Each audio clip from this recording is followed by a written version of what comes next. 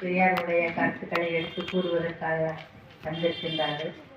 அவர்களை மிக வெகு தூரம் நமது ஊரில் நமது பக்கத்தில் அவரை நாம் சந்திப்போம் என்று நினைக்கவில்லை. காரணம், அவர்கள் விஜய் டிவியில் ஒரு கருத்து நிகழ்ச்சி நடத்தி கொண்டிருந்த பொழுது அவர் உரையாற்றினார். அப்பொழுது நினைத்தேன், பரவாயில்லையே, நம்ம இயக்கத்துக்கார பொண்ணு விஜய் டிவியில் கூட பேச விடுறாங்களே, நம்ம ஐயாவுடைய கருத்தெல்லாம் அழகாக எடுத்து வைக்கிறாங்க அப்படின்னு பெருமையாக தூரத்தில் இருந்து பார்த்துக்கிட்டு இருந்தோம். இப்போ நம்ம பக்கத்துலேயே வந்துட்டாங்க, ரொம்ப சந்தோஷம். இதற்கெல்லாம் அடிப்படை காரணம், நம்ம இயக்க தோழர்கள் நமது குழந்தைகளை தந்தை பெரியாருடைய கருத்தை சிறு பருவத்திலிருந்தே அவர்களுக்கு ஊட்டி வளர்க்க வேண்டும். தந்தை பெரியாருடைய கருத்தை ஏற்றுக்கொண்டவர் எந்த வகையிலும் தாழ்ந்தோ அல்லது எவரிடமும் பணிந்தோ நிற்க வேண்டிய அவசியம் இல்லை. தந்தை பெரியாருடைய கருத்து ஒவ்வொருவருடைய உள்ளத்திலும் ஆழமாக பதிய வேண்டும். சுயமரியாதை, நல்ல ஒழுக்கம், சிக்கனம், அவனுடைய வாழ்க்கை தரத்தை உயர்த்தி கொள்வதற்கு தன்னால் முடிந்த எந்தெந்த அளவுக்கு தன்னை உயர்த்தி கொள்வதற்கு அறிவு தேவையோ அந்த வகையில் அவர்கள் ஒரு படி உயர்ந்தே இருப்பார்கள். தந்தை பெரியாருடைய கருத்தை ஏற்றுக்கொண்ட குழந்தைகள் எந்த இடத்திலையும் அவர் 100 பேரில் ஒரு கருத்து சட்டை வீரனாக இருந்தாலும் அவருக்கு தனி மரியாதை உண்டு. காரணம், அவன் ஏற்றுக்கொண்ட கொள்கை அது மாதிரி. தந்தை பெரியாருடைய கொள்கை மனிதாபிமானம் இருக்கும், மனிதனை மனிதன் மதிக்கக்கூடிய விஷயமாக இருக்கும். எந்த இடத்திலும் தன் கருத்தை ஆழமாக எடுத்து கூறுவதற்கு தைரியம் உள்ளவனாக இருப்பான். தந்தை பெரியாருடைய பணி சாதாரணமான பணி அல்ல. இன்றைக்கு நமக்கு இந்த கிராமத்தில் இப்பொழுது மீட்டிங் போட்டு பேசி இருக்கும்போது எத்தனை வசதிகள், மின்சார வசதி, மைக்கு வசதி, நமக்கு பாதுகாப்புக்கு கூட பாதுகாவலர் வசதி, ஊர் பெரியவருடைய ஒத்துழைப்பு, இத்தனையும் கிடைத்து தந்தை பெரியாருடைய கருத்தை நாம் பேசிக் கொண்டிருக்கிறோம். தயவு செய்து 1925க்கு தந்தை பெரியாருடைய இயக்கம் பரவி கொண்டிருந்த பொழுது அவருக்கு எந்த வசதி கிடைத்திருக்கும், எந்த வாய்ப்பு கிடைத்திருக்கும்? ஒரு கணம் சிந்தித்து பாருங்கள். அவருடைய இந்த பணியானது எவ்வளவு கரடுமுள்ளான பணி. அந்த கரடுமுள்ளான பணியை தொடர்ந்து ஒவ்வொரு கிராமத்துக்கும் ஒவ்வொரு ஊருக்கும் தந்தை பெரியார் அந்த கருத்தை எடுத்து மக்கள் மத்தியிலே பேசிக்கொண்டிருந்தார்.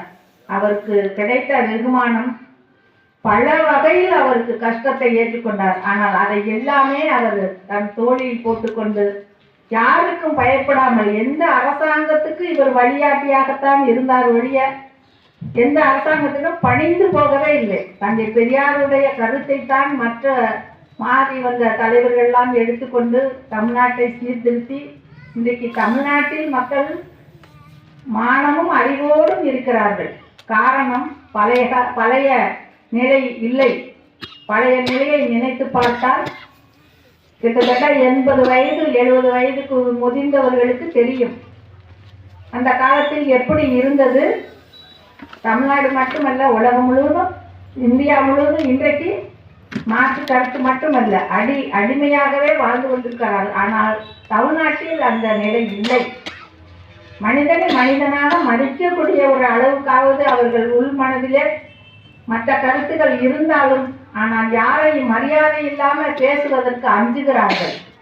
80 வயதுக்கு மேற்பட்டவர்களுக்கு தெரிஞ்சிருக்கும் அந்த காலத்தில் என்ன நடந்தது, எப்படி மக்களுக்கு அவமானம் கிடைத்தது, அவனை எப்படியெல்லாம் நடத்தினார்கள்.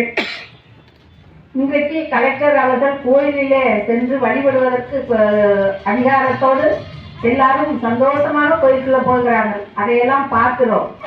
ஆனால் அந்த காலத்தில் அந்த மாதிரி எல்லாம் இல்லை. இன்றைய கலெக்டரே அவர்களை உள்ளே அனுப்பி இருக்கிறார். எந்த எதிர்ப்பும் இல்லை. ஏனால் தமிழ்நாட்டு மக்கள் கொஞ்சம் எல்லாமே புரிந்து கொண்டார்கள்.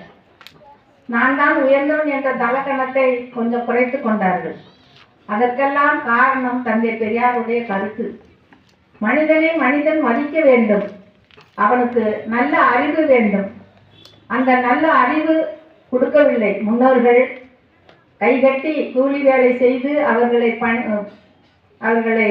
மடமையிலேயே வளர்த்து வந்தார்கள். இன்றைக்கு அந்த குழந்தைகளிடத்திலே நாம் அதை எடுத்து கூறவே முடியாது. இன்றைக்கு இருக்கிற குழந்தைகளெல்லாம் சிறப்பாக அந்த அளவுக்கு அரசாங்கமும் அவர்களுக்கு படிப்புக்கு என்ன உதவி செய்ய வேண்டுமோ, என்ன சட்டத்தால் அவர்களுக்கு முறையாக எதுவும் கொடுக்க வேண்டுமோ அதையெல்லாம் கொடுத்து கைதட்டி பாராட்டி அவருக்கு உணவு, உடை எல்லாமே கொடுத்து இன்னைக்கு எல்லா மக்களையும் படிக்க வைக்கிறார்கள். இதற்கெல்லாம் தந்தை பெரியாருடைய பணி 1925 ஒவ்வொரு கிராமமும் ஒவ்வொருவரும் சமமாக இருக்கு. உனக்கு என்ன உரிமை இருக்கிறதோ அதை எனக்கும் கொடு என்றுதான் தந்தை பெரியார் கேட்டார்.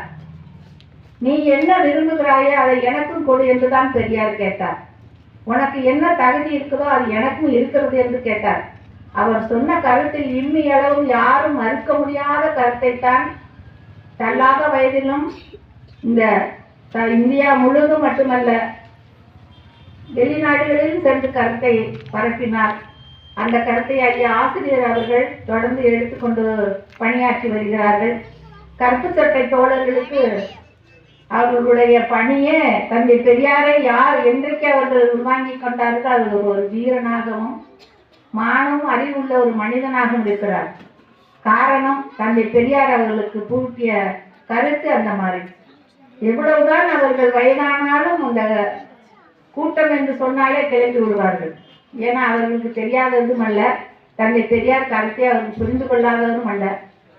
எவ்வளவுதான் இருந்தாலும் ஆனால் அந்த கூட்டத்தை நடத்தி அந்த ஊர் மக்களிடத்தில் நம்மளால் முடிந்த ஒரு கருத்து பரிமாற்றம் செய்து கொள்ள வேண்டும் என்ற எண்ணத்தோடு அவர்களுடைய கை காசை செலவு செய்து இந்த கூட்டங்களை ஏற்பாடு செய்து ஒரு சின்ன கிராமமா இருந்தாலும் அதில் தந்தை பெரியாரை பற்றி பேச வேண்டும், மக்கள் புரிந்து கொள்ள வேண்டும், மக்களிடத்திலே அவர் கருத்து போய் சேர வேண்டும் அப்படிங்கிற எண்ணத்தோடு இந்த நிகழ்ச்சியெல்லாம் நடத்தி கொண்டிருக்கிறார்கள். வேறு எதுவும் அவர்களுக்கு இதனால் அவர்கள் எந்த பலனும் அடைய போவதில்லை. ஆனால் நம் மக்கள், நம் ஊர் மக்களிடம் தந்தை பெரியாருடைய கருத்தை தெரியப்படுத்த வேண்டும். அதுதான் அவர்களுடைய பணி. தயவு செய்து இன்றைய தலைமுறையினர் தந்தை பெரியாருடைய கருத்தை, அவருடைய கருத்துள்ள புத்தகங்களை வாங்கி அதிகமாக உங்கள் வீட்டு பிள்ளைகளிடத்திலே கொடுத்து படிக்க சொல்லுங்கள். அவர்கள் அறிவில் சிறந்த மனிதனாக வாழ்வார். அதில் எந்த தயக்கமும் இல்லை. மற்ற இயக்கங்கள் நம் இந்தியாவில் எத்தனையோ கட்சிகள் இருக்கின்றன. ஆனால் இது கட்சி கூட்டமோ கட்சிக்காரர்கள் அல்ல, கருத்து பரிமாறுகின்ற கூட்டம். அதனால் தந்தை பெரியாருடைய கருத்தை ஒவ்வொரு குழந்தைகளுக்கும் பெற்றோராகிய நீங்கள் கட்டாயம் எடுத்து கூறி அவர்களை வளர்க்க வேண்டும். அவருடைய புஸ்தகங்களை எல்லாம் வாங்கி படிப்பதற்கு பெரியோர்கள் உதவி செய்யுங்கள். உங்கள் குழந்தைகள் சிறப்பாக இருப்பார்கள். நல்ல சூழ்நிலையில் வாழ்வதற்கு இன்றைக்கு தந்தை பெரியாருடைய இயக்கத்தில் இருப்பவர்களை கை நீட்டி சொல்லலாம். காரணம் அவர்கள் எதிலும் தேர்ச்சி பெற்றவர்களாக இருப்பார்கள். அவர்களை ஊருக்கு 10 பேர் இருந்தாலும் அந்த ஊருக்கு நல்லதுதான் செய்வார்கள், நல்லதுதான் நினைப்பார்கள். காரணம் அவர்கள் எல்லாத்தையும் சகோதரர்களாக நினைக்கக்கூடியவர்கள் தந்தை பெரியாருடைய இயக்க தொண்டர்கள். அதனாலே அவர்களுடைய இயக்க தொண்டு மென்மேலும் வளர வேண்டும். அவர்களுக்கு எல்லா உதவிகளும் கிடைத்து தந்தை பெரியாருடைய கருத்தை ஒவ்வொரு குடும்பமாக சேர்க்க வேண்டும் என்பதுதான் இந்த இயக்கத்தினுடைய பணியாக இருக்க வேண்டும் கூறி, நானும் ஒரு காலத்தில் கோயிலுக்கெல்லாம் போனவங்க தான். சின்ன வயசுல போனோம். என் பெற்றோர்கள் எங்களுக்கு அது என்னன்னு கூட தெரியாது. இன்றைக்கு தந்தை பெரியாருடைய சில இந்த மாதிரி கூட்டங்களுக்கெல்லாம் போய் எங்க நடந்தாலும் அங்கே வீட்டில் அழைச்சிட்டு போவாங்க. அதெல்லாம் கேட்டு புரிஞ்சுக்கிட்டோம். அதனால ஒன்றும் நஷ்டம் இல்லை. நமக்கு நம்ம வாழ்க்கையில நம்ம குடும்பத்தில் ஏகப்பட்ட பிரச்சனை இருக்கும் ஒவ்வொருத்தருக்கும். அந்த பிரச்சனைகள்லே நம்ம மீண்டு வந்தாலே போதும். அவ்வளவு இருக்கு எல்லாத்துக்கும். இருந்தாலும் தந்தை பெரியாருடைய கருத்தை ஏற்றுக்கொண்டால் அந்த பிரச்சனைகளை எல்லாம் நிச்சயம் தூசியாக தட்டிவிட முடியும். காரணம் தெளிந்த அறிவு, தெளிந்த சிந்தனை நமக்கு கிடைக்கும். மக்கள் இன்றைக்கு இருக்கின்ற சூழ்நிலையிலேயே அவர்கள் சுமையை நிறையாக சுமத்தி கொள்கிறார்கள். ஒரு தவறாத திருவிழா, ஒரு தவறாத தேவையில்லாத செலவு, கோயிலில் போய் அவங்க நிறைய செலவு பண்ணுறாங்க. அதெல்லாம் மந்திரம், மாயம், பில்லி, சூனியம்னு ஏமாறுறாங்க. உடம்பு சரியில்லைன்னா ஆஸ்பத்திரிக்கு போகிறத விட்டுட்டு எங்கேயோ போய் மந்திரிக்கெல்லாம் போகிறாங்க. அதனால அவங்க வியாதியை முத்த விட்டுக்கிறாங்க, ரொம்ப கஷ்டப்படுறாங்க. இப்படி பல பிரச்சனைகள்ல நம்ம சிக்கி தவிக்கிறோம். அதுக்கு ஒரே மருந்து தந்தை பெரியாருடைய கருத்து தான். அதை நீங்கள் எல்லாரும் புரிஞ்சுக்கணும்னு கேட்குறேன். நாங்கள் எங்கள் வீட்டுக்காருக்கு உடம்பு சரியில்லை, வர முடியல, திடீர்னு போயிட்டு வரலான்னாங்க. சரி வாட்டேன் அப்படின்னு சொல்லிட்டு வந்தோம். இது வாய்ப்பு கொடுத்ததுக்கு ரொம்ப நன்றி, மிக்க மகிழ்ச்சி, சந்தோஷம்.